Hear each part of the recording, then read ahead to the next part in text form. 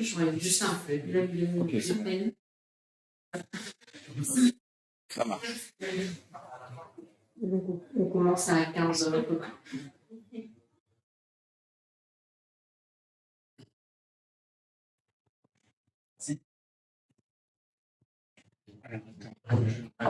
Ça sur Yeah. Ok, c'est bon. Toi, c'est bon. Ça va.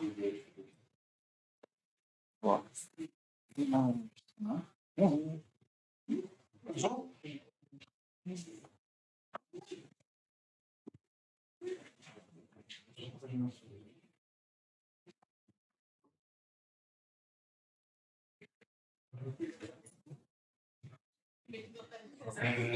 D'accord. Attends, je vais fermer. Je suis sûr. Ça va.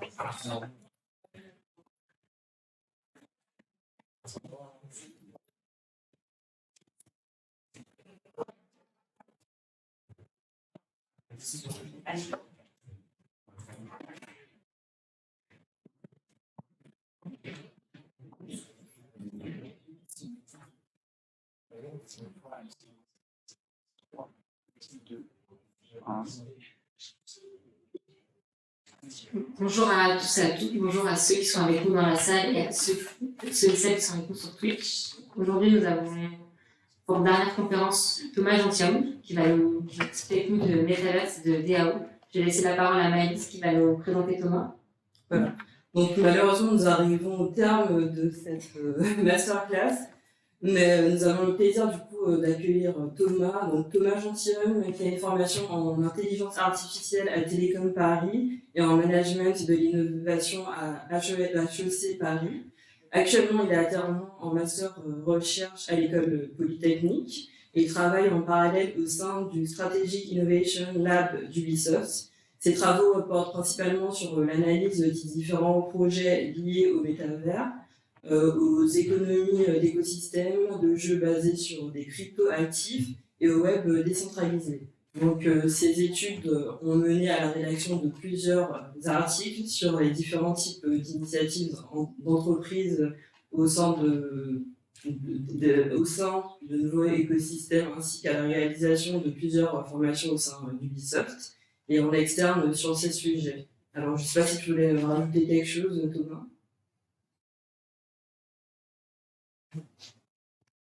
Je pense que maintenant, on va te laisser la parole. Merci à vous. Tout d'abord, merci pour l'invitation, pour l'organisation et merci à tous ceux qui nous écoutent aujourd'hui, que ce soit en présentiel ou sur Twitch. Alors, la présentation va se faire en deux parties. Alors, tout d'abord, on va parler du métavers. Puis ensuite, on fera une petite pause question et on enchaînera sur la seconde partie qui concernera davantage les DAO, donc objet assez important dans l'univers du web décentralisé aujourd'hui.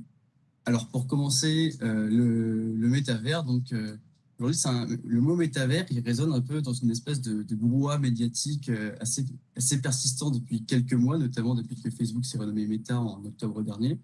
Et donc, l'idée aujourd'hui, c'est d'essayer de comprendre en fait ce qui se cache derrière cette au-delà de l'univers un peu mystérieux et qui peut-être vous échappe encore aujourd'hui.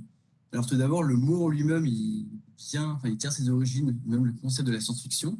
Donc le concept même de métavers, pardon, il est assez visionnaire car il apparaît en fait dès 64 dans un roman qui s'appelle Simulacron 3, où il est décrit comme une espèce de monde virtuel peuplé d'entités identitaires. Mais le mot en lui-même apparaît en 92 dans un roman de Neil Stephenson qui s'appelle Snow Crash, au sein duquel on suit un protagoniste qui mène une vie parallèle dans un univers virtuel, donc à travers un avatar, avec des conséquences sur le monde réel. Alors, tout d'abord, on va essayer de s'attacher à définir plus précisément ce terme cette notion de métavers, donc cet autre univers virtuel qui se crée en parallèle du Web 3. Les définitions sont assez mouvantes et elles continueront à évoluer en fait tout au long des prochains mois et prochaines années parce qu'il n'est pas encore complètement élaboré. Et il ne faut pas voir ça comme un objet, mais plus comme un concept C'est-à-dire que certains considèrent qu'il est déjà là depuis plusieurs années et qu'en fait, il s'agit tout simplement de l'Internet tel qu'on le connaît depuis ces 10 dernières années avec notamment toutes les plateformes qui ont émergé. D'autres considèrent qu'on est encore très loin parce il y a notamment un aspect Web3 et Web décentralisé qui viendra au cœur de ces définitions. Donc, on va essayer de s'attacher à définir ce concept plus clairement. Alors, quand on parle de métavers, il y a une sorte de gourou du métavers assez connu qui s'appelle Matthew Ball. C'est un investisseur qui intervient énormément, qui est très écouté, on va dire, dans la sphère métavers et par ceux qui s'intéressent au sujet, qui a défini le métavers de la façon suivante, c'est-à-dire sous la forme d'un réseau massivement dimensionné et interopérable de mondes virtuels 3D, donc qui seraient rendus en temps réel et qui peuvent être vécus par les utilisateurs de manière synchrone et persistante et de manière presque illimitée, avec une continuité des données. Donc, il y a quelques termes un peu techniques dans cette définition, mais on va y revenir après.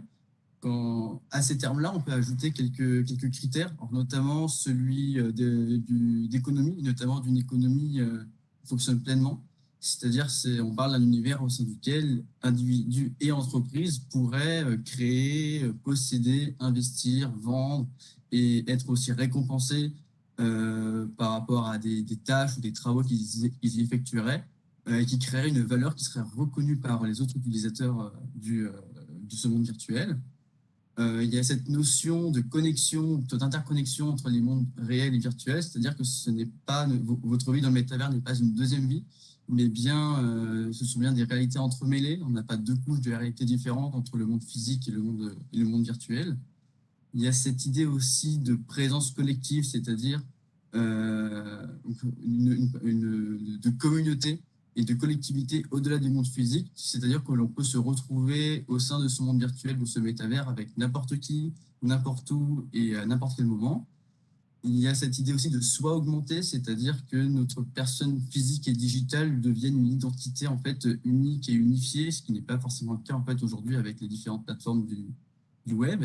Et il y a cette idée aussi de sensoriel, c'est-à-dire cette possibilité d'interaction dans cet univers avec tous nos sens, que ce soit l'ouïe, le toucher, même pourquoi pas l'odorat, voire même certains ont théorisé ce qui pourrait être l'apparition de nouveaux sens grâce notamment à l'utilisation de certaines technologies.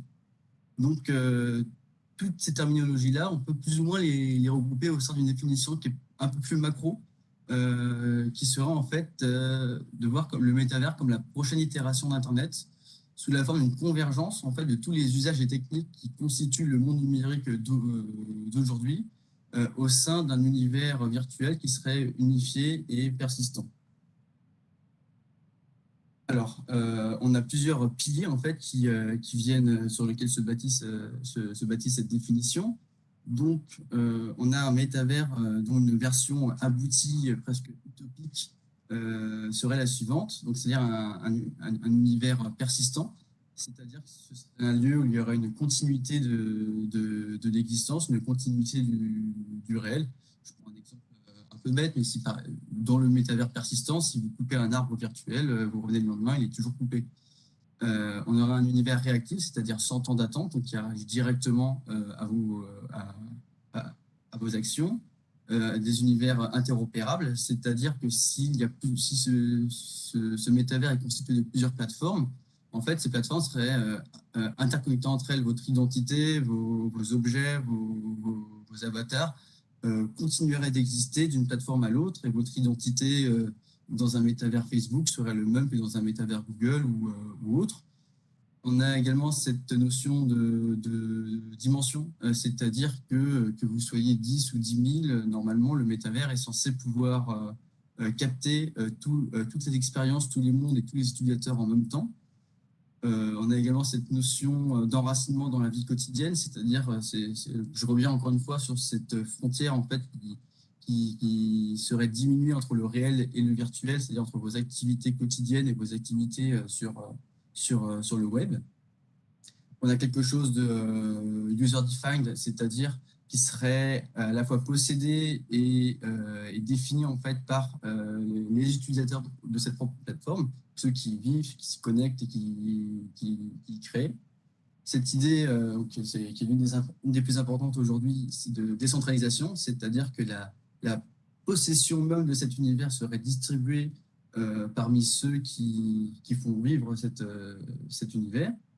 On a cette idée de création, c'est-à-dire qu'en fait, il faut voir ça comme un catalyste pour la créativité et l'inspiration. Qu'en fait, dans un univers où chacun où chacun aurait un véritable pouvoir, c'est un univers qui libérerait en fait la création et qui permettrait à des personnes de participer activement à la création de contenu et de pouvoir de capter une juste valeur en fait de cette participation par rapport à ce qu'ils font. Donc on revient aussi avec cette idée de décentralisation. Et il y a enfin cet aspect social. Donc le métaverse, c'est aussi un endroit où on se socialise, où on rencontre de nouvelles personnes, où on renforce nos relations et on crée des nouvelles communautés. C'est très lié en fait à pas mal d'aspects des réseaux sociaux qu'on a aujourd'hui, qu'on connaît depuis une dizaine d'années. Mais cette version aboutie, presque utopique, elle est encore loin de pouvoir exister parce qu'il y a plusieurs enjeux et plusieurs limites qui aujourd'hui existent. Alors les principaux sont des enjeux déjà technologiques, pour pouvoir faire vivre en fait cet univers persistant qui permettrait à des milliers, enfin même des millions, voire des milliards d'utilisateurs de vivre des expériences de manière synchrone. Il y a évidemment des inquiétudes éthiques par rapport à l'impact social, par rapport à l'impact environnemental qu'aurait de telles technologies, ou même par rapport au développement des enfants, ça on pourra y revenir après. Il y a des enjeux business, c'est-à-dire qu'un tel univers tel que présenté ici et aussi abouti viendrait totalement challenger le business as usual, c'est-à-dire que les entreprises devraient complètement redéfinir leur façon de générer du revenu, de proposer des services et des biens. Et enfin, il y a évidemment des enjeux réglementaires, donc notamment la nécessaire définition d'un framework légal en fait, pour venir prévenir les comportements déviants, non éthiques et apporter un aspect modération. Ce qu'on peut commencer par faire, c'est regarder les opportunités marché colossales qui aujourd'hui sont liées à la notion de métavers et comment de nombreux acteurs, donc aussi bien issus de secteurs traditionnels tels que la tech ou le gaming, ou issus de secteurs un peu plus variés, un peu plus étonnants, se positionnent d'ores et déjà sur le sujet. Alors, en termes de marché global, donc, il est très difficile à estimer parce qu'il n'y a pas encore de consensus, je dirais, autour du périmètre pertinent, puisque la définition même de métavers est mouvante et tout le monde ne s'accorde pas sur la même définition. C'est un peu compliqué aujourd'hui de définir un périmètre mesurable et les différentes composantes de celui-ci. Cependant, la tendance des différentes études montre un potentiel colossal de l'ordre de centaines de milliards de dollars à des dizaines de trillions de dollars. Donc, on a notamment cette estimation de 1000 milliards de revenus potentiels faits par Grayscale. Mais ce qui est intéressant, c'est aussi de regarder quel secteur en fait pourrait s'y démarquer. Il y en a plusieurs, mais il y a notamment le luxe, un marché qui se positionne déjà via notamment la conception de vêtements digitaux ou vêtements numériques. C'est par exemple vos skins dans Fortnite ou d'autres choses qui sont aujourd'hui proposées. Et certaines études pensent que 10% du marché des biens de luxe d'ici 2030 en fait, viendrait de biens numériques. On a également le marché du gaming qui se démarque parce qu'en fait, cette notion de monde virtuel est très liée, on va le voir après, avec le monde du jeu vidéo. Il y a un potentiel de 400 milliards de dollars d'opportunités de marché d'ici 2024. Et enfin, le marché de la réalité augmentée, de la réalité virtuelle qui pourrait atteindre 1500 milliards d'opportunités marché d'ici à 2030. Et à côté de ça, on a des investissements colossaux. Donc, si on prend le domaine, si on prend le périmètre suivant, c'est-à-dire le jeu vidéo, la réalité virtuelle, la réalité augmentée, ça représente les entreprises liées à ces domaines représentent à peu près 20 milliards de levée 10 milliards, pardon, 20 milliards pardon, de levée de fonds en 2021. C'est près de 10 milliards de plus 15 milliards de plus qu'en 2020. Alors, si on regarde aujourd'hui les acteurs qui se positionnent déjà, donc maintenant qu'on a une idée du potentiel marché, on a 3 secteurs naturels qui ancrent en fait déjà assez profondément leurs racines au sein du métavers. Donc, c'est déjà les géants de la tech, donc les GAFAM et les VATIX, donc qui dans la lignée de Facebook devenue Meta, viennent capitaliser sur leur domination actuelle pour s'emparer de ce marché.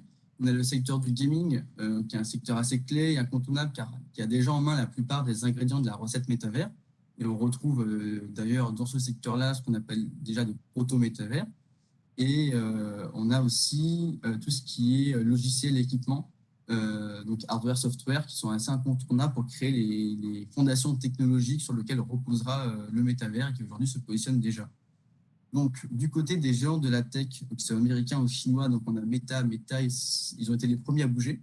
Alors déjà, par leur changement de nom assez médiatisé en octobre dernier, ils sont devenus Meta, mais aussi par l'annonce qui a suivi de nombreux investissements, donc plus de 10 milliards de dollars pour leur laboratoire de recherche en réalité augmentée. C'est près de 50 millions de dollars pour l'étude de l'impact social qu'auraient leurs produits en fait liés au métavers. Ils ont fait des annonces de recrutement assez massives, près de 10 000 personnes en Europe pour travailler juste sur cette notion de métavers, et ils sont dans la VR depuis un bon moment déjà, puisqu'ils ont racheté Oculus Rift, donc les casques de réalité virtuelle en 2014, et ils ont sorti leur premier proto-métavers avec des guillemets en décembre dernier, donc ça s'appelle Horizon World. C'est disponible qu'en Amérique du Nord pour l'instant et que via donc, des casques Oculus, donc qui s'appellent maintenant MetaQuest. Et ils ont déjà près de 300 000 utilisateurs actifs sur cette plateforme. Du moins, c'est ce qu'ils annoncent. On a également Microsoft, qui eux ont des annonces un peu plus concrètes, plusieurs, notamment un projet qui s'appelle Microsoft Mesh, qui est lié en fait à Microsoft Teams et qui permettrait, via des casques de réalité virtuelle, notamment le casque HoloLens de Microsoft, de pouvoir interagir avec d'autres individus par le biais d'avatars dans des mondes virtuels. Et également le projet Microsoft Azure Digital Twins, qui est en fait un projet de métavers à destination des entreprises pour permettre à des entreprises, à des managers de visualiser en temps réel dans des univers virtuels les procédés, enfin, tous les processus inhérents à leur business. On a Apple, donc eux, ils sont un peu plus frileux pour l'instant par rapport au métavers, mais il y a quand même plusieurs rumeurs, notamment liées à la sortie d'un probable casque de réalité virtuelle qui viendrait potentiellement s'associer à la sortie déjà annoncée de leurs lunettes de réalité augmentée. Ils pourraient même proposer un casque mixte, de réalité mixte, qui joindrait les deux technologies. Et enfin, on a Google et Amazon qui sont aujourd'hui qui n'ont rien annoncé de concret, mais qui sont les leaders de l'IA et du cloud computing, qui sont aujourd'hui des aspects incontournables en fait des futurs métavers et qui seront donc des acteurs incontournables de la création de celui-ci. Et côté chinois, donc on a principalement deux aspects. On a énormément de dépôts de marques commerciales, donc notamment Tencent, donc un géant de l'internet mobile chinois qui a enregistré énormément de marques dès septembre 2021, qui possède 40% d'Epic Games. On reviendra sur Epic un peu après. On a également Alibaba, donc l'équivalent à Amazon, qui a déposé plusieurs marques. On a Baidu, donc c'est l'équivalent de Google en Chine, qui a énormément investi dans sa filiale liée à la réalité virtuelle et qui développe déjà son propre métavers qui s'appelle Xirang, Terre d'Espoir. Et enfin, ByteDance, donc la société derrière TikTok, qui a racheté pour plus de 700 millions de dollars Pico Interactive, donc c'est le troisième plus grand fabricant de casques de réalité virtuelle au monde, et qui a investi dans Reworld, qui est un concurrent chinois de Roblox, donc un jeu dont on va parler juste après. Justement, donc on arrive sur cette catégorie gaming. Donc, on y retrouve en fait des proto-métavers très connus, parce qu'ils appellent proto-métavers, qu'en fait, ce sont des mondes virtuels dans l'industrie du jeu vidéo qui ont déjà des caractéristiques liées au métavers. Donc, par exemple, Fortnite. Donc, Fortnite, c'est 350 millions d'utilisateurs, près de 25 millions d'utilisateurs qui sont mensuellement actifs et qui proposent en fait déjà des contenus à fort caractère sociaux et événementiels. Donc, notamment, il y a eu des concerts de Travis Scott dans Fortnite en avril 2020 qui ont été visionnés par près de 28 millions de joueurs en direct via leur avatar. On a alors, Fortnite, qui est d'ailleurs possédé par Epic Games, on en a parlé précédemment. On a également Roblox. Donc, Roblox, c'est un jeu bac à sable donc, de type Fortnite, pardon, de type Minecraft, dans lequel tout le contenu est créé par les joueurs et également persistant. Donc, c'est près de 50 millions de joueurs actifs quotidiennement. La majorité sont très jeunes. Aujourd'hui, dans les pays occidentaux, les moins de 13 ans passent plus de temps sur Roblox que sur Facebook, YouTube et Instagram réunis. Donc, c'est assez énorme. Ils ont eux aussi hébergé des concerts virtuels, notamment Lil X, qui a été vu 33 millions de fois. On a Pokémon Go, qui eux ont plus un aspect du coup réalité virtuelle, enfin réalité augmentée, et qui viennent en fait un peu mixer le monde virtuel et monde physique. Et ils ont également levé près de 300 millions de dollars il y a quelques mois pour développer en fait ce qu'eux appellent le métavers du monde physique, qui sont très axés sur cette notion de réalité augmentée, c'est-à-dire ni un monde totalement virtuel, ni un monde totalement physique. Et enfin, on a un pionnier, Second Life, vous avez peut-être déjà entendu parler, qui est sorti en 2003, qui avait déjà, dans les années 2000, toutes les caractéristiques du métavers, puisque c'est un monde virtuel 3D, dimensionné, avec des avatars, avec une monnaie digitale, mais qui a eu du mal, en fait, à continuer à exister face à ses propres limites technologiques, face à l'émergence d'autres plateformes, notamment les réseaux sociaux, mais qui existent toujours aujourd'hui. Et donc, à côté de ces jeux peut-être un peu classiques et ces proto-métavers, on a des projets un peu plus novateurs et prometteurs, notamment grâce à la blockchain, qui s'appellent notamment The Sandbox et Decentraland, où ce sont des mondes virtuels qui sont subdivisés de manière finie en parcelles qui s'appellent lens, qui sont en fait des NFT, c'est-à-dire qu'ils peuvent être achetés par des personnes sur un marché décentralisé, et ils sont régis avec leur propre crypto-monnaie. Alors aujourd'hui, ces deux projets ont une capitalisation boursière de plusieurs milliards de dollars, et des projets également de décentralisation, surtout du côté de Decentraland, comme son nom l'indique, qui donc, pas mal d'aspects sont gérés par une DAO, dont on parlera dans la deuxième partie de cette présentation. Et enfin, donc, troisième, on a le hardware et le software. Donc, on a d'abord NVIDIA qui, eux, développent leur propre métavers. Ils appellent ça le Omniverse. Ils le définissent comme un métavers pour ingénieurs. En fait, ils visent à créer une réplique virtuelle du monde matériel pour permettre à des entreprises, à des ingénieurs, à des chercheurs de simuler des logiciels directement sur des prototypes virtuels. Donc de baisser un peu, encore une fois, cette frontière entre monde physique et monde virtuel. Ils travaillent notamment avec BMW pour optimiser justement leur process dans de futures usines qui ne sont pas encore construites. Et côté software, donc on a notamment des moteurs de jeu, donc d'abord Unity, donc l'un des moteurs de jeu les plus connus, qui a une ambition assumée de devenir vraiment un key player de la création dans le métavers et donc de devenir un outil incontournable pour développeurs et créateurs.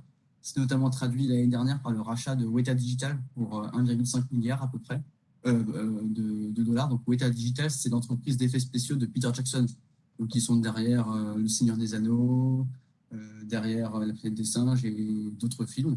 Donc Unity les a rachetés pour en fait pouvoir un peu consolider leur technologie dans la création de mondes virtuels et d'avatars virtuels. Et enfin, on a Unreal Engine. Donc, Unreal Engine, c'est un moteur de jeux vidéo qui est également développé par Epic Games, on en a déjà parlé, qui viennent de sortir leur 5e version et qui ambitionne déjà d'être un peu la tech numéro 1 pour développer les futurs métavers. Alors, ces trois secteurs qui se positionnent aujourd'hui ne sont pas exhaustifs. Donc, d'autres secteurs ont une carte à jouer. Alors, c'est notamment le cas de l'industrie du divertissement. Donc, on y retrouve surtout Disney, Warner et Netflix. Il n'y a pas encore eu d'annonce très concrète, mais il y a plusieurs signaux, que ce soit au travers d'interviews, au travers d'annonces de recrutement, au travers de certains investissements qui montrent leur volonté de s'emparer de ce sujet. Notamment, Warner fait beaucoup de choses liées à la musique dans Roblox. On a également l'industrie de la mode, notamment des marques lifestyle et du luxe.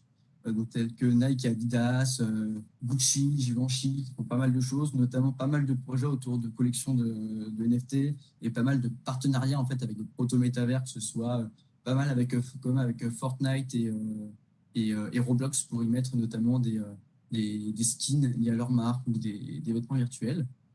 Et enfin, on a quelque chose qui commence à se développer qui s'appelle l'immobilier virtuel. Comme on l'a vu avec The Sandbox et Decentraland, il y a plusieurs projets de création de mondes où ces mondes peuvent être subdivisés en parcelles virtuelles, donc ils peuvent être possédés, sur lesquels, en fonction des mondes, on a plus ou moins de liberté, et on peut générer peut-être des revenus passifs, faire de la publicité, développer son propre contenu.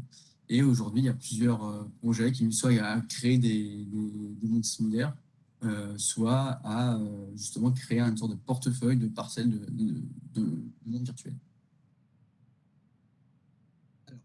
Alors, pourquoi cette consolidation, cette concrétisation en fait a lieu maintenant, et pourquoi est-ce que tous ces acteurs bougent depuis plusieurs mois sur ce sujet? Alors c'est sans doute parce que la vision un peu ultime du métavers, cette version décentralisée, presque utopique, fait écho à trois bouleversements actuels profonds et qui ont vraiment un écho aujourd'hui, fin 2021, début 2022. Le premier, c'est un bouleversement technologique avec la convergence de nombreuses technologies qui aujourd'hui arrivent à maturité, et également l'avènement du Web3. Il y a également un bouleversement générationnel porté par la génération Z, qui est en profonde rupture avec la génération précédente, qui est très avide de faire les choses différemment, qui catalyse aussi pas mal de bouleversements, sociétaux. Donc, du coup, c'est en lien avec avec un bouleversement sociétal, notamment lié aussi à la crise Covid, et qui se traduit en fait au travers d'un changement profond de, de paradigme, que ce soit une forme de quête de sens dans les vies, le désir de retrouver peut-être du lien avec le réel, avec la nature, avec la communauté, le besoin de réinventer un nouveau modèle de société plus égalitaire, moins vertical. Donc c'est tout ce qu'on va voir maintenant. Alors tout d'abord avec ce tournant technologique. Donc aujourd'hui on a donc un web qui se crée, mais un web réaliste, immersif et interactif. Donc c'est un processus qui prend du temps. On ne sait pas encore. Ça ne se fait pas du jour au lendemain, et on ne sait pas encore quelle forme il finira par prendre. Mais si sa forme finale est encore assez inconnue, et si notamment l'une des composantes technologiques les plus importantes, c'est-à-dire l'interopérabilité, est encore loin, il y a tout de même un bon nombre de technologies nécessaires à la construction du métavers qui aujourd'hui sont matures et se sont généralisées. Alors tout d'abord, il y a la blockchain et les NFT qui sont aujourd'hui les technologies de premier plan en fait pour venir répondre à ces enjeux à la fois de décentralisation, des plateformes et de gouvernance partagée, mais aussi de propriété individuelle de nos biens digitaux. Essayer de mettre un petit peu de réel dans ces mondes virtuels. On a déjà parlé précédemment avec Unreal et Unity, les moteurs 3D pour créer des environnements réalistes. Également, les infrastructures réseau, le cloud computing et la 5G pour pouvoir assurer la bande passante et les calculs colossaux qui requièrent justement ce fameux rendu en temps réel dont on a parlé précédemment. On a également toutes les technologies immersives, donc que ce soit la réalité virtuelle, augmentée ou mixte, ou bien les technologies haptiques. Donc, haptique, c'est pour pouvoir ressentir dans un monde virtuel tout ce qui est lié au toucher. Donc toute cette technologie afin de pouvoir créer des environnements très immersifs et de briser encore davantage cette frontière entre monde physique et monde virtuel. On a enfin l'intelligence artificielle, donc notamment pour l'automatisation. Et enfin le Web3, donc le Web3 pour décentraliser et pour construire une économie ouverte. On a ensuite ce second bouleversement, donc ce bouleversement générationnel. Donc on a aujourd'hui une Gen Z, une génération je crois que en même temps un peu plus vieux. Enfin, j'ai pas les âges exacts en tête, mais à peu près une génération assez jeune, qui est assez singulière et qui est taillée pour le métavers dans le sens où ça a été la première génération à naître avec Internet, c'est-à-dire à se socialiser par le numérique et à en maîtriser tous les usages. Donc, c'est une génération qui est à la fois très créative, très transnationale, à la fois moteur de la tech et très dépendante de celle-ci, de la numérisation en fait de son quotidien. Donc, c'est une génération qui aujourd'hui fait sens avec l'usage et le développement d'un métavers grand public. Alors, il y a notamment deux chiffres qui le montrent, hein. Le fait que 79% des membres de la génération Z, voilà, on a les âges ici, 16-26 ans, et 80% des millennials, donc c'est la génération précédente, considèrent euh, que leur vie de tous les jours, leurs activités quotidiennes dépendent fortement de la technologie.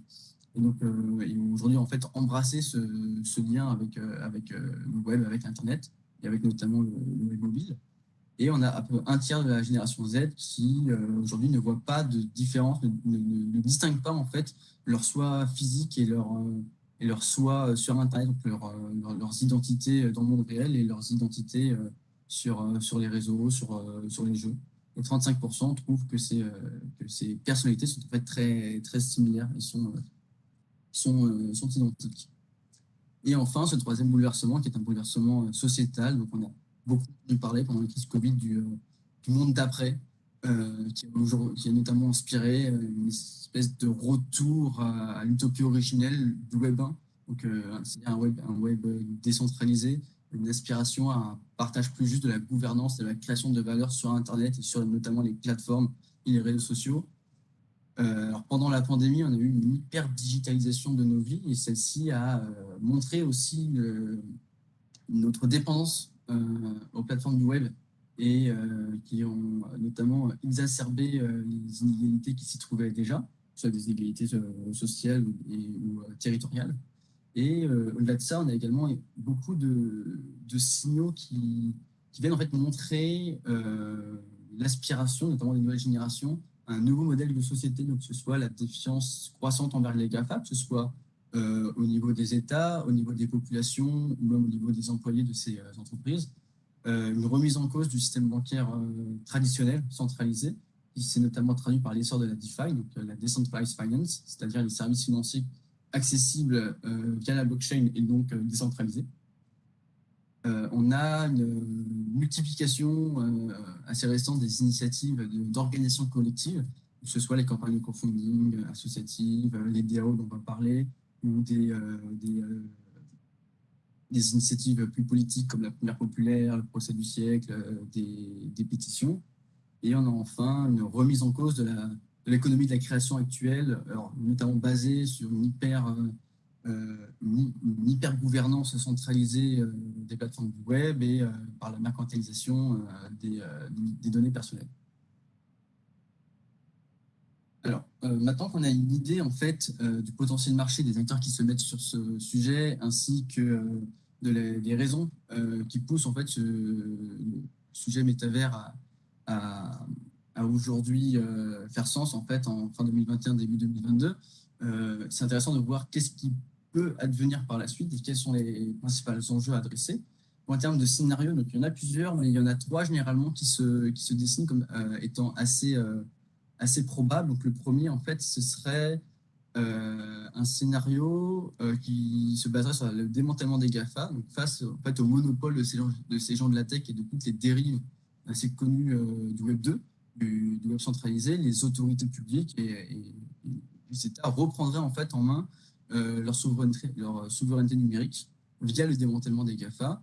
Et on assisterait donc au démantèlement des géants américains et chinois.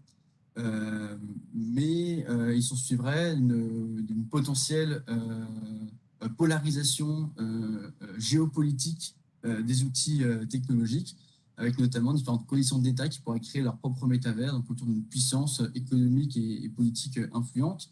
Et c'est un peu ce qui commence à se passer aujourd'hui. On parle beaucoup de démantèlement des GAFA. Certains politiques ont parlé de métavers européen. Il y a la Corée et d'autres pays asiatiques qui aujourd'hui développent énormément de projets via les acteurs publics sur le développement du métavers. On a enfin un second scénario donc, qui sera en fait une forme de continuité du Web 2, c'est-à-dire des gens de la tech qui consolideraient encore davantage leur toute-puissance et construiraient chacun leur propre métavers clos et captif qui seraient en fait en hyper-concurrence les uns avec les autres et qui reposeraient, comme aujourd'hui, mais encore davantage, sur la marchandisation, la monétisation des données et des services à outrance.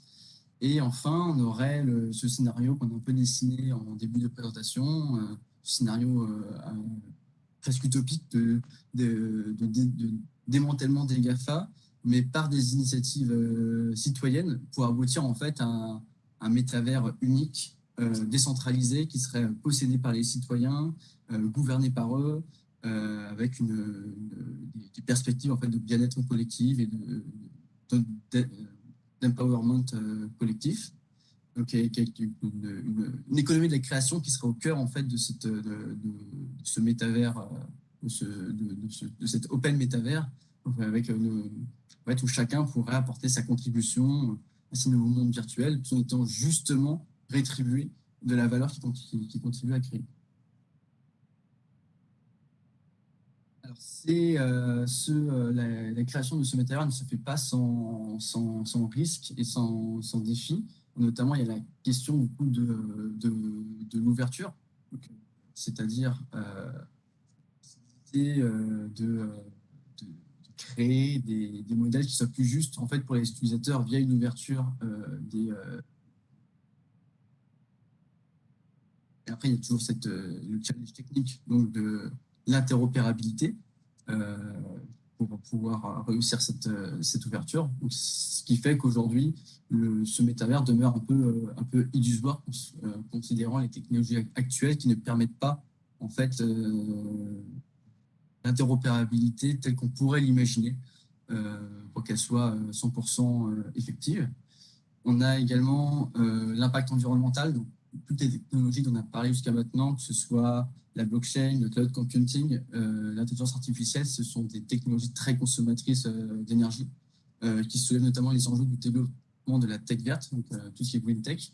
Aujourd'hui, il y a des initiatives qui sont proposées, notamment sur la blockchain, pour proposer des technologies beaucoup moins consommatrices d'énergie, mais ça reste surtout aujourd'hui un impact primordial en fait, et probablement décisif de la création de ce type d'univers virtuel. On a enfin ensuite l'enjeu de la gouvernance, c'est-à-dire il n'y a pas en fait de vrai pouvoir pour à la fois les créateurs et les utilisateurs dans un monde virtuel sans qu'il y ait une vraie possession du contenu qui contribue à créer. Et sans véritable droit de gouvernance, donc sans véritable participation en fait, des individus. Donc en fait, on revient à cette idée de décentralisation.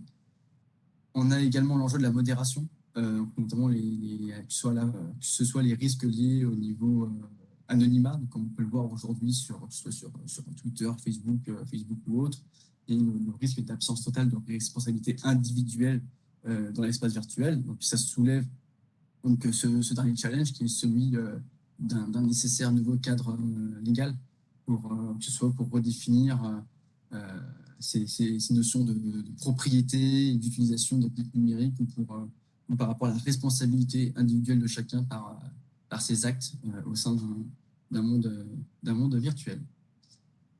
Bien voilà, c'était déjà tout pour cette première partie métavers. Donc avant de passer à la partie DAO, je propose de prendre quelques questions, puis après ça va un petit peu changer de sujet. Il y a des questions dans la salle? On va passer un micro roulant dans la salle, normalement tu entendras directement dans Webex les questions.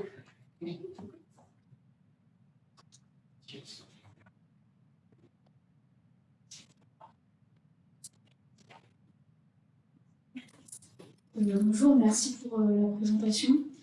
Moi, j'ai une question sur ce que tu as dit à la fin de cette partie, où tu parlais d'un scénario où on imaginerait un métaverse citoyen, possédé par les citoyens, par la société, etc. Moi, je me pose quand même la question de du matériel qui est nécessaire pour mettre un métaverse en place. C'est quand même des machines, des serveurs, des câbles, enfin voilà, toutes ces choses-là qui a priori sont aujourd'hui ni créées de manière citoyenne, collective, collaborative, éthique et compagnie, ni possédées de manière collective, collaborative, etc. Et je trouve ça un peu illusoire de dire on va avoir un métavers citoyen alors que vraisemblablement les infrastructures ne sont jamais. Enfin, à cette perso, je trouve ça difficile à croire et à imaginer. Enfin, je trouve ça un peu utopiste et j'ai du mal à. Enfin, je trouve ça bizarre de dissocier le métaverse de ce qui le fait fonctionner physiquement par rapport. Merci beaucoup pour la question. Alors, c'est hyper intéressant parce qu'en fait, on va pas en parler dans la deuxième partie, et ça vient en fait avec ce premier point, ouvert ou pas, qui peut sembler un peu binaire, mais qui ne l'est pas totalement. En réalité, il y a un curseur à placer sur l'échelle de la décentralisation. En fait, la gouvernance partagée et la gouvernance décentralisée n'est pas obligée de concerner absolument 100% des aspects, notamment les aspects techniques. Et quand on parle de partage de la valeur, c'est pas uniquement un partage de la valeur entre les utilisateurs, mais entre tous les acteurs, donc que ce soit également ceux qui administrent, ceux qui font vivre en fait cet univers. En fait, l'idée c'est que ceux qui sont en haut de la pyramide n'aient pas un plein contrôle quand on parle de métavers décentralisé. C'est l'idée qu'en fait les processus de prise de décision sont partagés. Je prends un exemple. Lors de la partie gaming, j'ai parlé de Decentraland. Alors, Decentraland, c'est une plateforme de réalité virtuelle, donc basée sur la blockchain, plus ou moins décentralisée, où vous avez un avatar et vous passez de parcelle en parcelle. Alors, celle-ci, elle est gérée par une DAO, dont on va parler juste après. Mais cette DAO, elle n'a pas les pleins pouvoirs, dans le sens où elle ne peut pas décider du jour au lendemain de supprimer la plateforme, d'aller lever des fonds, de faire une refonte graphique, ou que sais-je. Mais elle a un pouvoir en fait sur l'administration, plutôt sur la gestion interne à la plateforme, c'est-à-dire s'il y a des pseudos peut-être à bannir parce qu'ils sont offensants, s'il y a du contenu pertinent à mettre en valeur, s'il y a certaines mises à jour à faire ou prendre en compte la critique des utilisateurs. En fait, c'est l'idée de dire que 100% des processus de prise de décision ne viennent pas d'un acteur centralisé. Par exemple, si vous voulez créer du contenu sur un réseau social aujourd'hui, sur une application, que ce soit de l'art, des vidéos, une émission ou que sais-je, en fait, votre visibilité et votre monétisation est entièrement dans les mains du créateur de la plateforme, alors que ce sont les créateurs et les créateurs de contenu et les viewers qui font également vivre cette plateforme, pas seulement ceux qui la possèdent, qui ont créé les briques technologiques. En fait, quand on parle de décentralisation, l'idée, c'est pas de dire 100% du pouvoir dans les mains des utilisateurs, mais un pouvoir plus partagé. Après, je suis d'accord, ça reste totalement utopiste, mais l'idée, c'est pas de passer le pouvoir d'un acteur très centralisé à l'ensemble des individus uniquement, mais plutôt un partage plus juste et plus collaboratif. Il y a une autre question, ça arrive. Déjà, Thomas, merci beaucoup pour cette conférence qui à partir du cas qui déjà résume pas mal des points qu'on a abordés jusqu'à présent dans ton dissertation. Donc c'est parti. Merci beaucoup. Moi, je voudrais un peu ton avis sur le quatrième point, l'impact environnemental. Alors, c'est quelque chose qui. Enfin, je voudrais vraiment ton avis parce que je comprends que c'est un défi, un risque, une opportunité. Moi, je vois que le côté anxiogène de la chose. Donc, quel est, selon toi, comment on pourrait le transformer justement comme une opportunité, un défi, et pour le futur? Et quel est ton avis sur cette question? Merci. Alors, comment on peut transformer un défi en opportunité, surtout sur cette question d'impact environnemental? En fait, c'est comment est-ce que l'on peut utiliser aujourd'hui des outils plus ou moins liés au métavers, donc que ce soit des plateformes décentralisées, des mondes virtuels, des DAO, pour également avoir un impact contre le réchauffement climatique, par exemple. Aujourd'hui, ça se fait. Là, je n'ai pas de nom en tête, mais il y a pas mal de projets en fait, pour l'environnement qui sont faits via des organismes décentralisés, donc, qui utilisent en fait cette technologie, donc c'est basé sur des blockchains, qui est critiquée pour son impact environnemental pour lutter contre le réchauffement climatique. Donc ça peut paraître paradoxal, mais ça montre comment on peut aussi transformer parfois un risque en opportunité. Et ensuite, c'est surtout une question de technologie. C'est-à-dire qu'aujourd'hui, si on prend l'exemple encore une fois de la blockchain, c'est une technologie extrêmement récente qui n'est pas encore du tout consolidée, qui va encore changer. La blockchain, il faut savoir que ça a 13 ans, 14 ans. Et on va dire les blockchains qui peuvent abriter qui peuvent gérer des NFT, qui peuvent gérer des mondes virtuels, qui peuvent gérer des DAO, ça existe depuis 6-7 ans, grand maximum. Donc ça va évoluer. Aujourd'hui, il y a pas mal d'alternatives qui sont proposées, qui sont beaucoup moins consommatrices d'énergie, qui fonctionnent un peu moins bien parce qu'elles sont, voilà, il n'y a pas autant d'argent derrière, ou elles sont encore très, très, très récentes. Mais il y a des initiatives qui existent. Pour mettre des noms un peu concrets dessus, parce que je ne sais pas si l'audience s'y connaît bien ou pas sur le sujet, mais là, je parlais par exemple d'Ethereum, qui est la blockchain souvent utilisée pour ces mondes-là, pour les organisations décentralisées, mais qui consomment beaucoup d'énergie. Mais il y en a d'autres qui permettent de beaucoup moins consommer. Alors, je pense par exemple à Polygon ou à Tezos ou à Solana, et il y en a d'autres demain qui vont encore arriver, qui vont encore adresser ces problématiques. Et ensuite, il y a la question du cloud computing, qui est en fait un peu la même, parce qu'au final, c'est une question de consommation d'énergie. Mais là, on rentre sur un autre débat, donc un débat de mix énergétique, parce que quand on parle d'impact environnemental, en fait, il faudra plutôt parler d'impact énergétique, c'est-à-dire c'est de la consommation d'énergie. En fait, la véritable question là encore derrière, c'est comment cette énergie est produite. Est-ce que c'est de l'énergie verte ou pas, de l'énergie décarbonée ou pas. Donc ça, c'est le premier point. Et ensuite, il y a le deuxième point qui va être celui des matériaux. Quand on parle de métavers, on a beaucoup parlé de monde virtuel. Donc ça sollicite d'avoir un ordinateur, d'avoir peut-être un téléphone portable, d'avoir un casque de réalité virtuelle, d'avoir peut-être des gants optiques. Ça nécessite des infrastructures réseau, ça nécessite des serveurs. Voilà, ça nécessite beaucoup de matériel. Et le matériel aujourd'hui, matériel informatique, pour pouvoir le créer, ça requiert beaucoup de matériaux, notamment des métaux rares. Mais là, encore une fois, comme la question de l'énergie, on soulève une autre question qui est peut-être celui de l'extraction le recyclage des minerais, par exemple, et des matériaux, notamment dans tout ce qui est outils informatiques.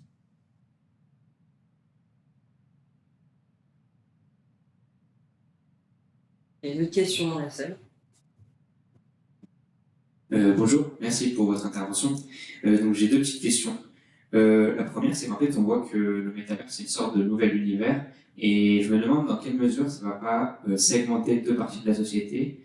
Une partie qui aurait accès à ce métavers et serait complètement immergée dedans, et une autre partie qui n'aurait pas accès à toutes ces formes de technologies-là. Et du coup, dans quelle mesure ça ne va pas au contraire renverser les inégalités, augmenter les inégalités qu'on peut déjà avoir. C'est ma première question. Et puis ma deuxième, c'est aussi, en fait, on voit que, vous avez dit que le métaverse, il demande aussi un nouveau cadre légal, peut-être l'implémentation d'un nouveau modèle économique. Et est-ce que du coup, on va pas arriver à deux mondes, celui qu'on a actuellement, avec nos modèles actuels, et un autre monde qui a des modes de fonctionnement très différents? Et comment on va faire pour faire converger les idées de ces deux mondes et faire en sorte qu'on puisse finalement se comprendre des deux points de vue? Alors, j'ai perdu le fil de la première question, pardon. Donc, la première question, c'était en fait par rapport aux inégalités que ça pourrait créer entre une partie qui aurait accès à ce métaverse et l'autre qui n'aurait pas accès. Alors là, quand on parle d'inégalité, en fait, ça revient à la question de quel métavers, de quel métavers, parce qu'en fait, on peut en voir deux types. On peut imaginer un métavers très captif, un petit peu à la Ready Player One, ou qui permettrait simplement à des personnes qui qui n'auraient pas les moyens de voyager, de manger de la nourriture gastronomique, que sais-je, enfin, de vivre en fait toutes ces expériences de la vie réelle dans des mondes virtuels et où les expériences, le premium de la vie réelle seraient réservées aux riches. Inversement, on peut imaginer plutôt un monde où la vraie vie, ou plutôt la vie souhaitée serait dans un monde virtuel et où ceux qui ne pourraient pas y accéder en fait seraient privés. Ça, je pense, le cas auquel tu pensais, seraient privés en fait de cet univers. Alors, le premier, alors pour moi, il y a 2 points. Le premier, c'est alors déjà le métavers, c'est pas forcément un monde virtuel. Il est souvent présenté comme ça, mais ça peut être un monde en 2D sur un écran. C'est pas forcément via un avatar.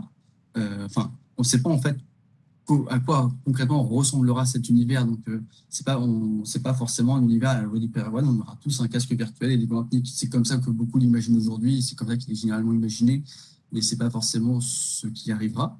Au-delà de ça, les limites, après, ça adresse la question des barrières à l'entrée de l'accessibilité à ces univers, donc que ce soit les barrières financières, c'est-à-dire qu'il faut pouvoir acquérir cet équipement. Donc là, on ne peut pas encore savoir à quel point ça va pouvoir se démocratiser, mais je pense que s'il y a 30 ans, on avait dit à peu près une large partie de la population, ça coûterait moins d'un salaire pour avoir dans sa poche un petit appareil qui a la puissance d'un ordinateur, qui peut prendre des photos, c'est bien qu'un appareil photo, qui peut le faire un tas, qui peut regarder des films, qui peut permettre de jouer à des jeux vidéo. On n'y aurait pas forcément cru, et pourtant on l'a tous dans nos poches aujourd'hui. Et donc on ne peut pas encore savoir à quel point ces technologies nécessaires d'accès au métavers vont réussir à se démocratiser demain. C'est encore un peu trop tôt pour le dire. Et le deuxième aspect, là c'est plus une question peut-être d'éducation, c'est ce qu'on appelle l'électrolytisme, c'est-à-dire c'est par exemple les personnes âgées qui aujourd'hui ont déjà du mal à se servir, pour certaines, pas toutes évidemment, à se servir sur Internet, ce qui est un vrai problème, notamment lorsqu'il y a pas mal de services publics qui deviennent de plus en plus numérisés. Est-ce qu'on ne va pas encore rajouter une couche d'isolement envers ces personnes en digitalisant encore davantage nos relations? C'est une vraie question, ça soulève notamment une question d'accompagnement et d'éducation, mais aussi l'aspect inverse. Les mondes virtuels, ça permet à des personnes qui sont seules chez soi, qui ont parfois une forme de phobie sociale, ou qui permettent de rencontrer de nouvelles personnes, de vivre des expériences dans un monde virtuel qui n'arrivent pas à vivre dans la vie réelle. Et des tas de personnes qui se sont socialisées sur des plateformes en ligne, sur des jeux vidéo, sur Twitter. Donc ça peut aussi permettre si bien utilisé, bien implémenté, bien accompagné, ça pourrait permettre à des personnes de sortir de l'isolement. Donc il y a plusieurs enjeux en fait derrière cette question, cette question d'inégalité d'accès. Et en fait c'est directement lié en fait à quel métavers on souhaite avoir. Et par rapport à ta deuxième question, en fait, la différenciation entre le monde virtuel et le monde réel, il existe déjà aujourd'hui. Donc c'est le cas sur Internet. Sur Internet, on peut être anonyme, on peut commenter anonyme, on peut insulter des élus ou des inconnus ou n'importe qui totalement sous un pseudo, sans presque rien, sans risque derrière, enfin presque. En fait, le nouveau cadre, ce que j'appelle le nouveau cadre légal, en fait, c'est essayer d'avoir un peu plus de contrôle et notamment de modération sur les plateformes pour pas justement avoir 2 mondes séparés. L'un où ce serait la jungle, tout serait permis, il n'y a aucun cadre, et l'autre le vrai monde, et du coup de 9h à 19h on serait dans le vrai monde, et de 19h à 9h le lendemain on serait dans cette jungle. Je pense que c'est pas ça l'idée, c'est de dire tout ce qui s'applique aujourd'hui en termes règles de vie en communauté devrait s'appliquer dans le métavers et sur Internet. Ça, c'est le premier point. Et le deuxième point, après, on en parlait dans tout ce qui est lié aujourd'hui aux nouvelles générations et notamment aux aspects sociaux, c'est de dire que les identités, et ça se passe aussi via la technologie, en fait, s'unifient entre votre soi physique et votre soi virtuel. Donc en fait, regardez aujourd'hui, je ne suis pas dans la salle physiquement avec vous, pourtant on communique et c'est comme si j'y étais. On n'est pas dans un autre monde, on est sur une forme de continuité d'une expérience physique qui n'est pas différenciée en fait de l'expérience que vous avez vous enfin, en présentiel dans la salle.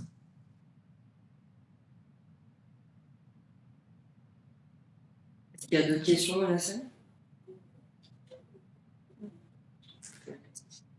Du coup, je pense qu'on peut passer à la partie suivante. Très bien. Hop.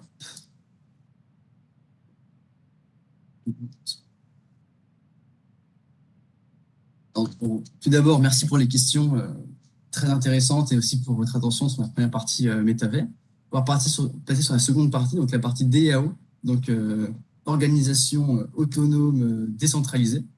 Donc, avant de définir cette notion, je vais revenir sur une très très brève histoire d'Internet, en fait, pour illustrer en fait le besoin aujourd'hui de décentralisation sur le web. Alors, pour comprendre l'importance de la décentralisation et la promesse du Web 3, il faut revenir en fait au premier âge du World Wide Web, donc le Web 1, qui à peu près, voilà, les personnes on est d'accord sur les dates, mais c'est estimativement des années 80-90 ou à la première partie des années 2000. C'était un web, le Web 1, qui était décentralisé parce qu'il était construit sur des protocoles et on pouvait directement interagir sur le web et créer sur le web directement via l'usage de ces protocoles qui étaient des protocoles ouverts, donc que ce soit HTTP, FTP ou, pour le transfert de fichiers, le SMTP, que ce soit par rapport à la communication et les mails. Mais c'était assez peu pratique parce que voilà, c'était accessible à un public assez averti de ces technologies, pour permettre au grand public d'utiliser en fait ces services. Il y a des plateformes qui sont apparues en fait, qui ont permis à chacun de ne plus avoir à connaître la cuisine qu'il y avait derrière les différents protocoles pour devenir un acteur, un créateur sur Internet. Il suffisait d'utiliser les services proposés par des services donc, qui étaient construits sur ces protocoles.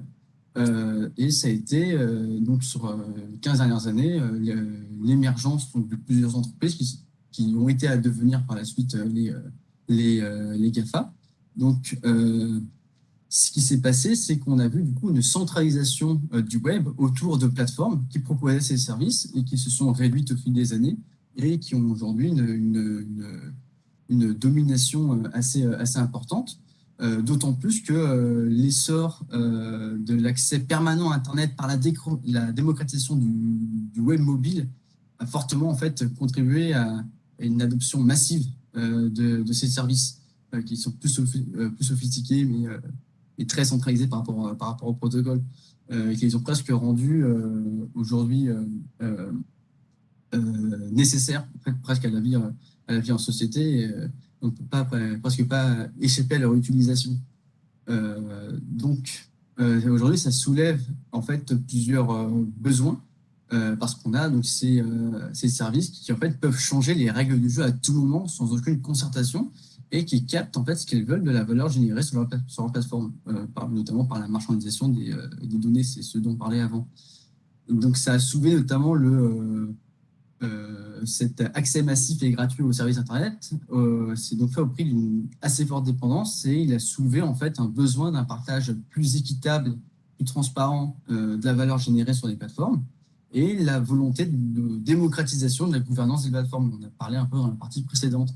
Et donc c'est ce qui explique en fait ce retour à un besoin d'un Internet décentralisé tel que Web 1, mais avec des services aussi accessibles que ceux du Web 2. Et au sein de ce qu'on appelle donc le Web 3, et ce que je viens plus ou moins de définir, qui sera en fait la colonne vertébrale du métavers ouvert dont on a parlé avant, on a les DAO qui sont en fait un possible exemple de la manière dont ces services pourraient s'organiser pour pouvoir se décentraliser. Alors, qu'est-ce que les DAO? Alors, Une DAO, c'est simplement c'est une communauté décentralisée. C'est-à-dire que c'est une organisation, c'est une communauté qui est régie, qui n'est pas en structure pyramidale et qui est régie directement par ses membres et comment par le biais de règles de gouvernance qui sont automatisées, immuables et publiquement inscrites.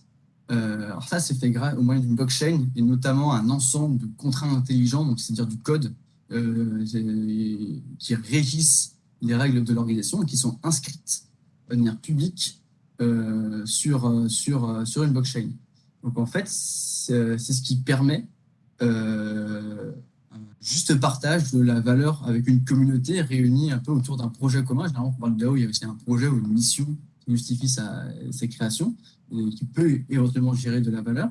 Et le fait que chacun accepte ces règles-là, parce qu'une fois qu'elles sont implémentées, elles sont automatisées, immuables et publiques, ça permet justement ce juste partage. Donc, une DAO, à l'inverse d'une organisation traditionnelle, ça a la capacité d'échapper au contrôle d'un tiers. Donc, un tiers que celui-ci soit externe à l'organisation, par exemple piratage ou autre. Donc ça, c'est grâce à l'autonomie des règles de gouvernance. Personne ne peut interférer avec ces règles. Ou que ce soit un tiers interne. Donc, c'est-à-dire que quelqu'un prenne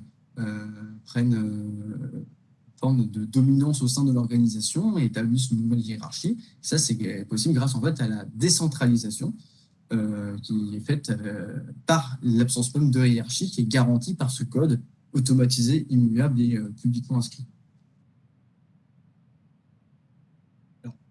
Derrière cette définition un peu technique et un peu utopiste, il y a, et un peu idéalisée aussi, il y a une réalité qui en est un petit peu éloignée. Donc aujourd'hui, la plupart des DAO qui existent, en fait, dans les faits, elles prennent surtout la forme d'une communauté sur Discord ou sur Telegram associée à quelques outils de soumission de position de vote.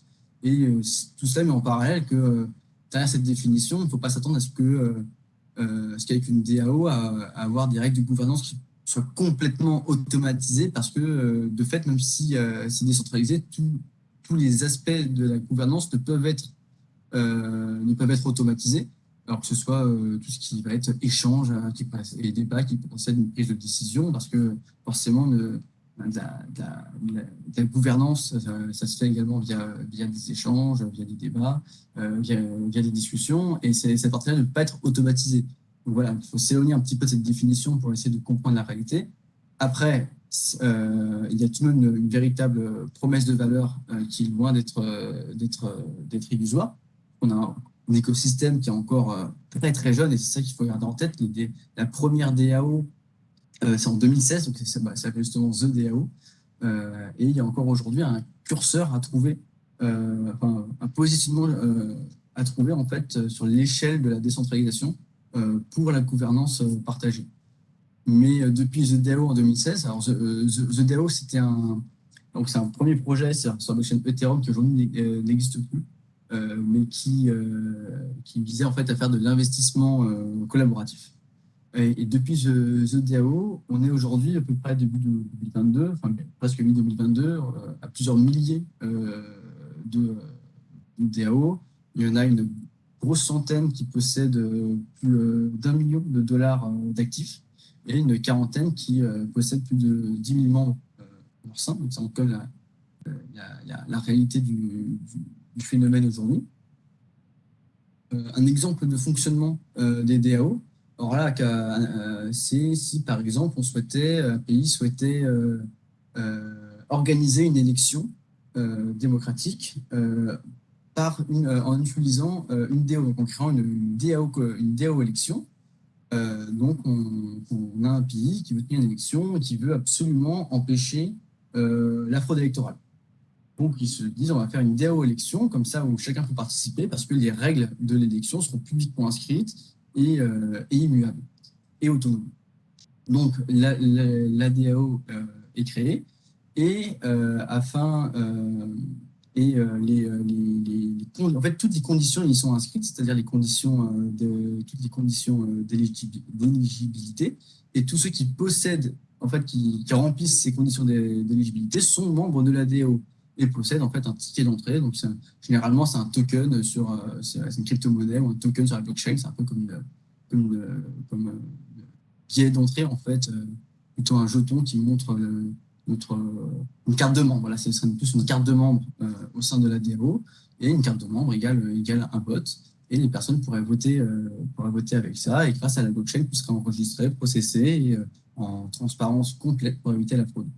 Bon, l'exemple de l'élection n'est pas forcément le meilleur, dans le sens où après, il y a également le problème de la confidentialité du vote à prendre en compte. Et donc là, ça serait compliqué de le faire de façon, de mettre des règles cryptographiques en fait, entre le lien entre les personnes éligibles et les propriétaires du token vote, pour éviter de faire le lien entre la personne qui vote et son vote, donc essayer de retrouver le vote d'une personne. Et ça, c'est un autre sujet.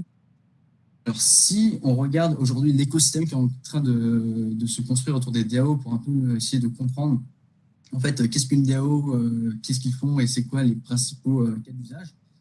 Moi, j'en ai identifié 6 principaux. Donc, c'est pas exhaustif, mais c'est les 6 que l'on voit principalement aujourd'hui.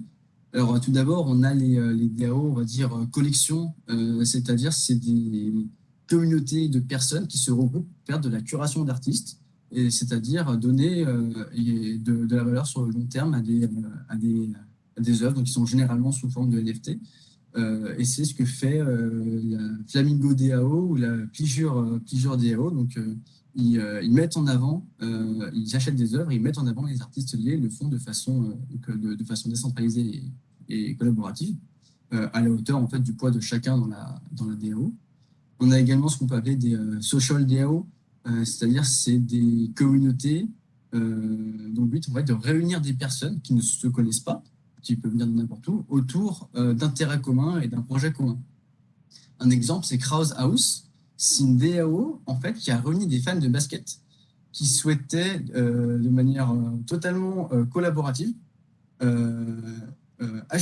acquérir une équipe de NBA. En fait, ça, c'est encore en cours. Ils sont encore en train de grandir, d'acquérir de nouveaux membres et de collecter des fonds. On a également l'exemple de Constitution DAO, qui est un beau projet qui a malheureusement raté, qui avait pour objectif d'acquérir une vente aux enchères une édition originale de la Constitution américaine. Alors ça s'est tenu en octobre dernier, à l'automne dernier. Il y a une des très rares éditions originales de la Constitution américaine qui a été mise aux enchères. Et il y a un groupe qui s'est immédiatement constitué sous forme de DAO, de personnes qui ont mis en commun des fonds via une blockchain pour essayer d'acquérir cette constitution. Donc malheureusement, ils ont raté l'enchère et ils n'avaient pas récolté assez, mais il manquait vraiment très très peu, presque rien. Et s'ils l'avaient eu, ils avaient prévu notamment le fait que chacun aurait un token, donc ce ticket d'entrée dans la DAO, proportionnel à son investissement, et qui servira en fait de poids dans la gouvernance de cette constitution, c'est-à-dire décider quoi en faire, donc quel musée l'exposer ou que sais-je. On a également, celui que je connais un peu davantage, donc les DAO liés au gaming. Alors, il y en a 2 types aujourd'hui qui se construisent. Il y en a celle qui vise à démocratiser les processus de décision dans la gestion d'un écosystème. Donc, c'est l'exemple de Decentraland dont j'ai un petit peu parlé tout à l'heure, qui en fait a décentralisé, ou plutôt à déléguer à la communauté certains aspects du jeu. Ou bien des DAO en fait, qui visent à faciliter l'accès à ces mêmes écosystèmes aux nouveaux entrants. Parce qu'aujourd'hui, il y a certains jeux ou écosystèmes de jeux qui sont basés sur la blockchain, qui aujourd'hui ont des barrières d'entrée très élevées, parce que parfois, il faut acquérir une crypto-monnaie ou acquérir des NFT pour jouer à ces jeux. Donc ça, ce sont les jeux on les appelle des play to earn. Donc ce sont des jeux qui sont basés sur la blockchain et où en jouant, vous pouvez gagner des crypto-monnaies et donc en fait convertir en monnaie réelle vos récompenses de jeu. Mais généralement, elles nécessitent un investissement initial pour rentrer au sein de l'écosystème, mais qui, via trop d'utilisateurs ou une forme de spéculation, peut devenir exorbitant. Et en fait, il y a des communautés qui se sont réunies, qui ont acheté ces NFT d'entrée de manière collaborative. Donc, du coup, quand chacun mettait ses fonds en commun, ça ne leur prenait pas très cher, et qui vient un système de ce qu'ils appellent de parrainage, de scholarship exactement. En fait, ils parrainent des joueurs, ils leur donnent un accompagnement et ils leur prêtent les NFT en échange d'un pourcentage de revenus de jeu. En fait, ils permettent d'éliminer les barrières à l'entrée de ces écosystèmes à ceux qui aimeraient justement y rentrer, mais qui n'en ont pas les moyens. On a ensuite tout ce qui est système d'opération, c'est-à-dire ça va être des communautés qui se voient comme service provider en fait, du Web3. Alors, il y a notamment Aragon DAO, qui, eux, proposent des services pour permettre à des personnes de créer leur propre DAO. Donc, en proposant des frameworks, des templates, des outils, des ressources, de l'accompagnement. Et donc, Aragon est une DAO qui propose en fait d'aider les personnes qui ne sont pas familières avec cet écosystème à lancer leur propre DAO. Ensuite, on a les protocoles, c'est-à-dire afin de fournir des services qui sont habituellement centralisés. Et c'est notamment le cas dans la DeFi. Aujourd'hui, la plupart des services DeFi de finances décentralisées sont administrés par des DAO. C'est le cas notamment de Uniswap, qui en fait est un service qui permet c'est un échangeur de crypto-monnaies. Si vous voulez convertir une crypto-monnaie en une autre, vous pouvez passer par Uniswap et c'est totalement décentralisé. Et c'est géré par une DAO. Là, vous n'avez pas de tiers, vous ne passez pas par une banque. Et enfin, il y a notamment des DAO pour permettre l'investissement qui se développe. Alors, le but, c'est de permettre aux membres de ces DAO de mettre en commun leur capital pour investir à la hauteur de leur projet. Et ça permet en fait notamment de démocratiser le pouvoir d'investissement qui aujourd'hui n'existe pas. Aujourd'hui, si vous êtes un individu comme vous et moi, c'est très compliqué d'investir. Soit vous achetez des actions, que la boîte soit cotée, soit vous participez à des campagnes de crowdfunding, mais là, vous n'avez pas forcément quelque chose, vous garantissez quelque chose en échange. Mais vous ne pouvez pas, en tant qu'individu, par exemple, participer à un moyen très riche, à la levée de fonds d'une start-up ou autre. Et en fait, que ce soit The DAO, on a déjà parlé, ou même Flamingo, encore une fois, propose en fait de démocratiser le pouvoir d'investissement en permettant à des utilisateurs de regrouper leur capital pour pouvoir faire de l'investissement massif. Et pareil, en fait, ce que vous allez toucher en retour, en récompense, dépendra de votre investissement initial au sein de la DAO. Alors, ce qui est très lié en fait à ce que montrent en fait tous ces projets, c'est une forme de remise en cause de l'économie de la création telle qu'elle existe aujourd'hui sur le Web 2. On a aujourd'hui les créateurs sur Internet qui sont en réalité extrêmement dépendants des plateformes centralisées, notamment les réseaux sociaux, et qui sont toujours en quête de plus d'indépendance et surtout d'une captation plus juste et plus transparente de la valeur qui est générée par leur contenu. Notamment aujourd'hui, si vous voulez faire une application, vous devez la mettre sur l'App Store par exemple ou Apple ou l'équivalent Google, mais ça c'est pas vous qui décidez. Vous décidez pas si la visibilité que vous aurez sur cette plateforme, sur ce store, vous décidez pas du modèle de monétisation.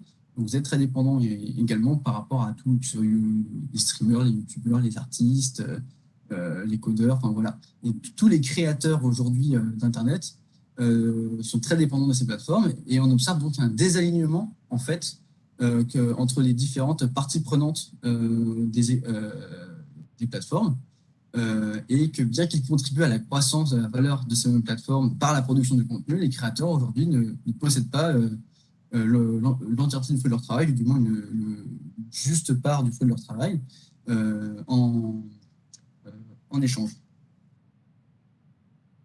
Les DAO en fait peuvent apporter une réponse en alignant notamment les objectifs entre les différentes parties prenantes, en partageant en fait la gouvernance et le financement du collectif grâce du coup à des règles qui sont connues et immuables, donc en fait, et de monétisation et d'authenticité. Donc des artistes, en fait ça permet soit des artistes, investisseurs, soutiens, curateurs, audience, en fait, toutes les parties prenantes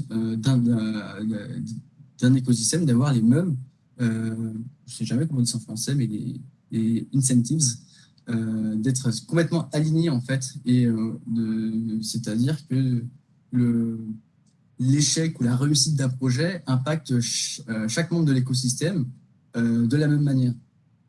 Donc, les DAO, alors comment est-ce que cela c'est possible via une DAO? Parce que ça va être par la capacité pour avoir désormais des personnes donc, à se regrouper et à regrouper notamment leurs moyens autour de projets communs.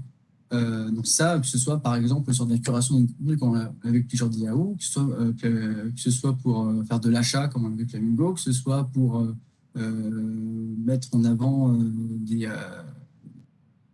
la création comme c'est fait sur Decentraland, ou que ce soit par exemple pour faire du collaborative publishing comme c'est fait sur MediaDAO.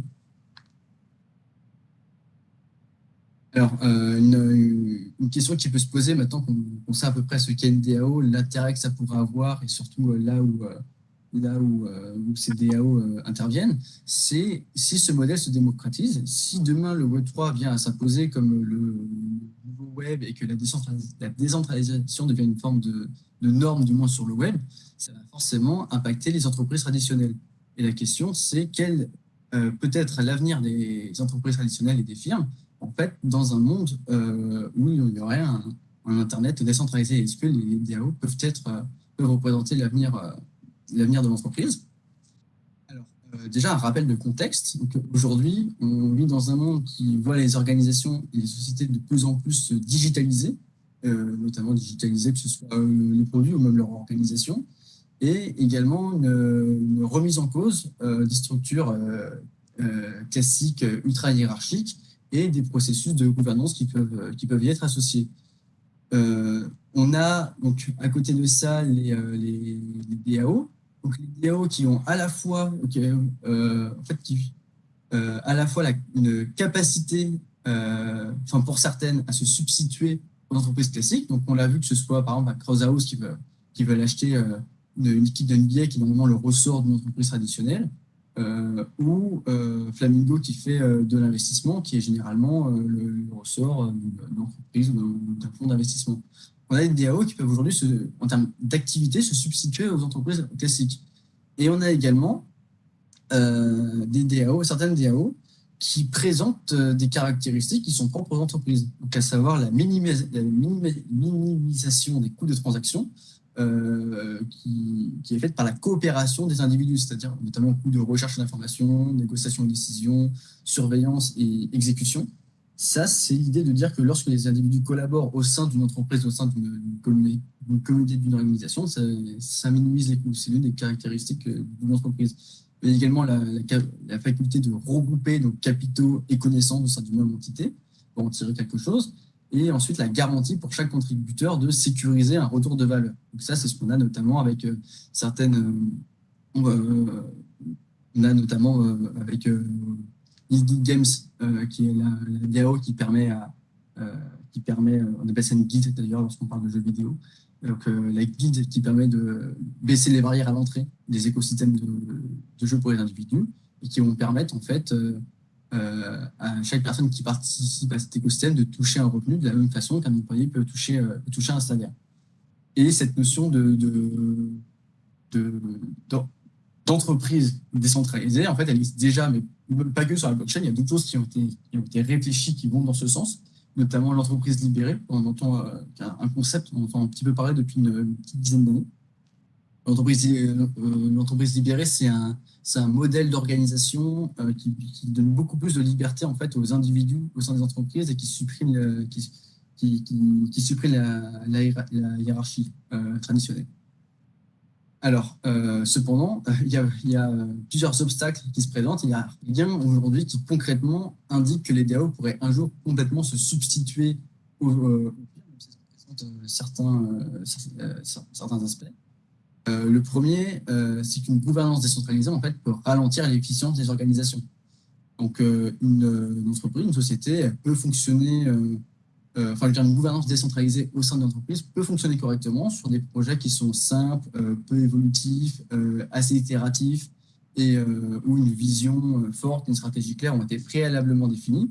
mais ça ne semble pas efficace pour arbitrer en fait l'évolution d'un projet qui serait précoce, qui requiert des changements importants, des arbitrages très fréquents, notamment et avec notamment le besoin de la construction, de l'incarnation d'une vision claire, directrice et d'une stratégie.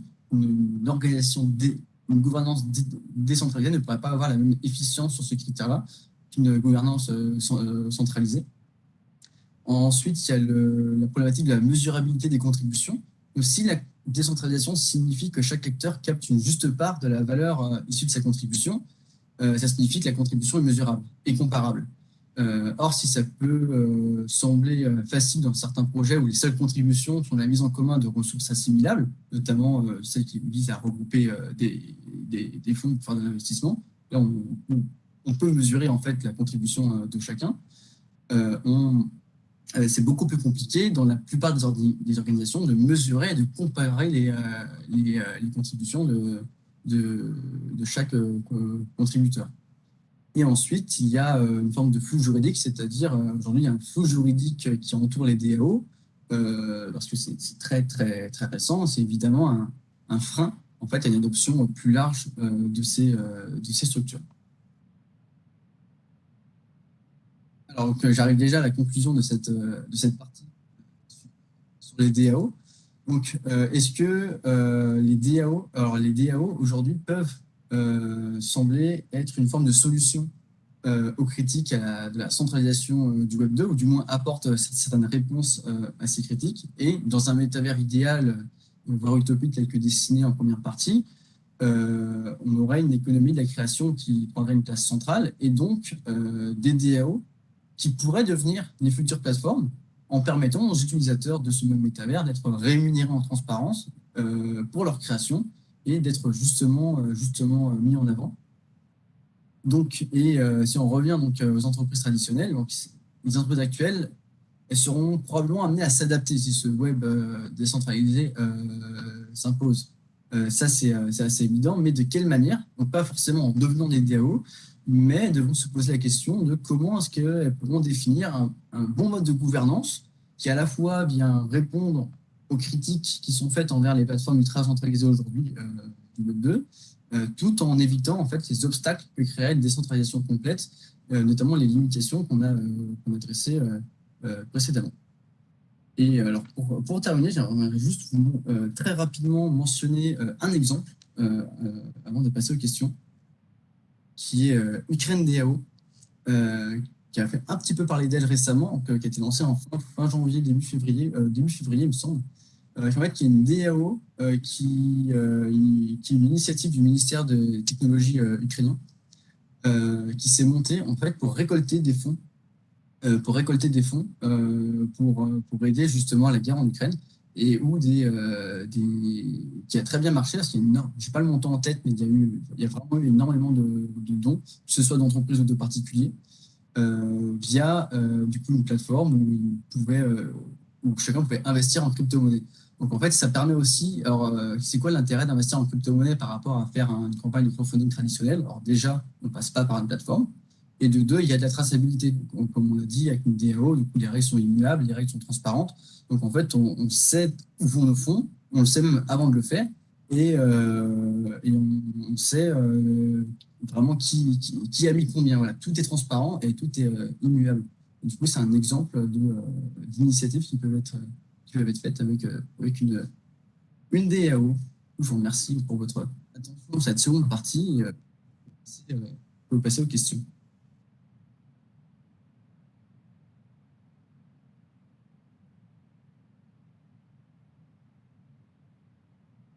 Il y a des questions à la salle?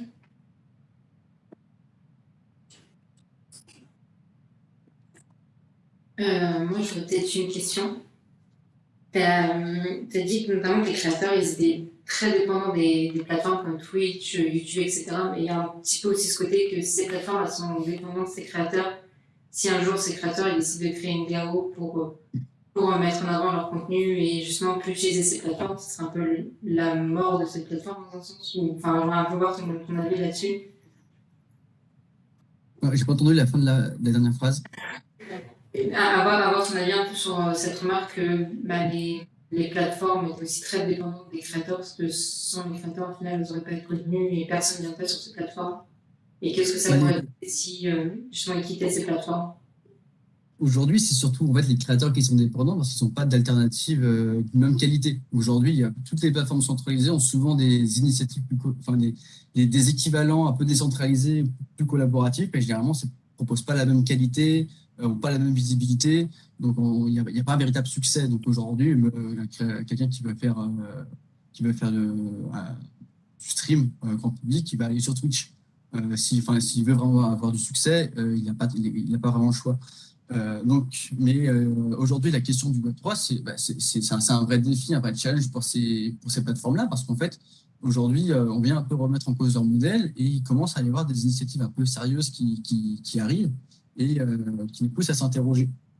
En fait, les entreprises, après, elles sont pas bêtes. Elles suivent aussi. Enfin, c'est le boulot que je fais et que je pense que tu fais aussi au sein de la prospective.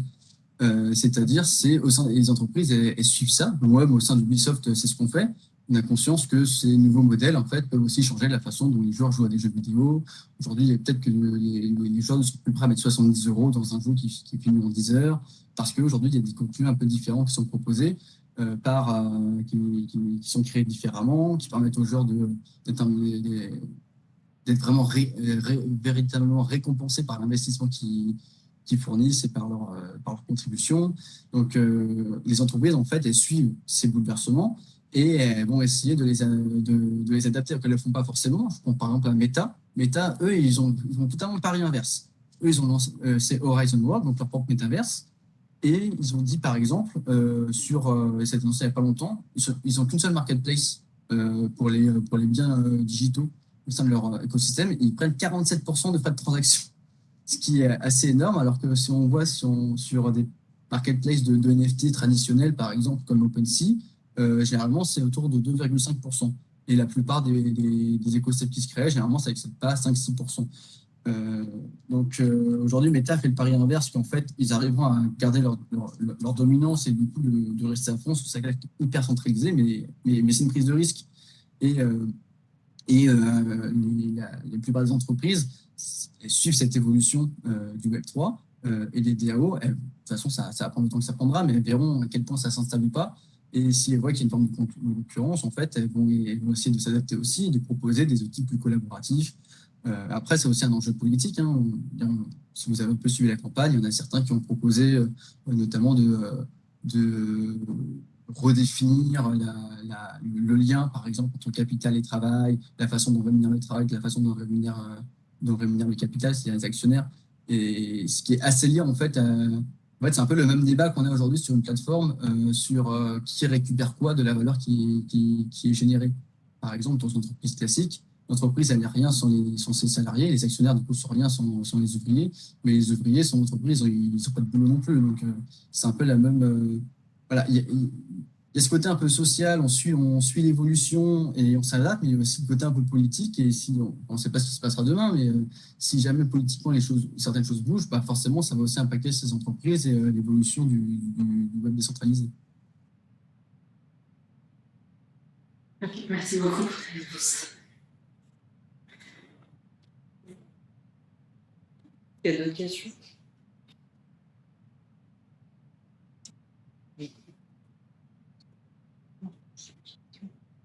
Ok.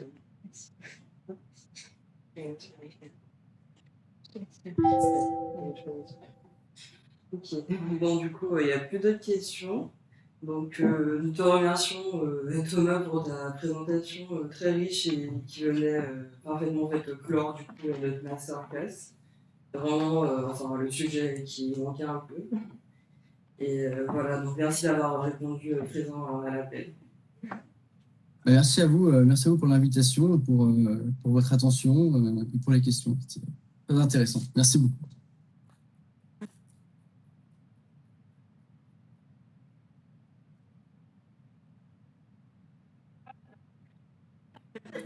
Tu veux que je prenne Non, mais j'attends que tu le déconnectes. Je clôt moi aussi.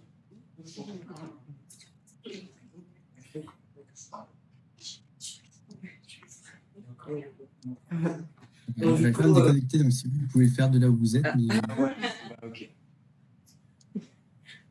je connais pas l'application. voilà.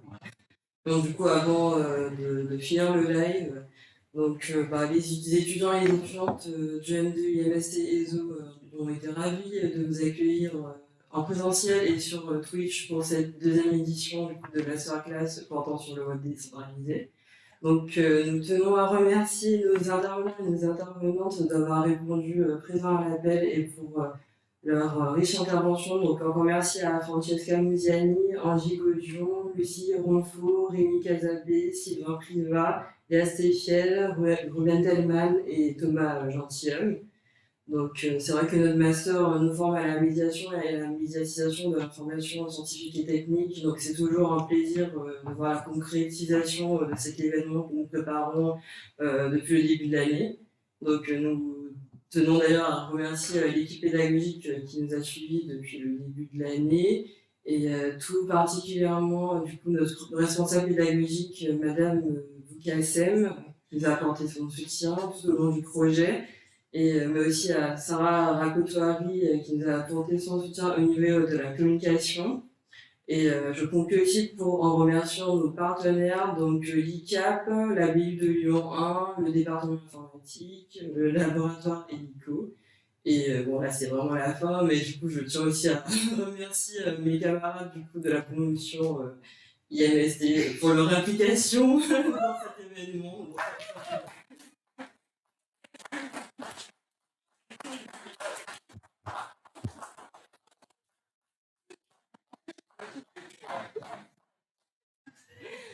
Ça va, vous en faites pas trop, non? Non, tranquille.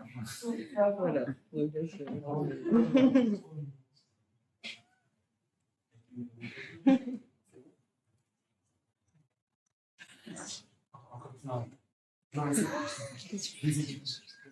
Hein? Ok. Au revoir.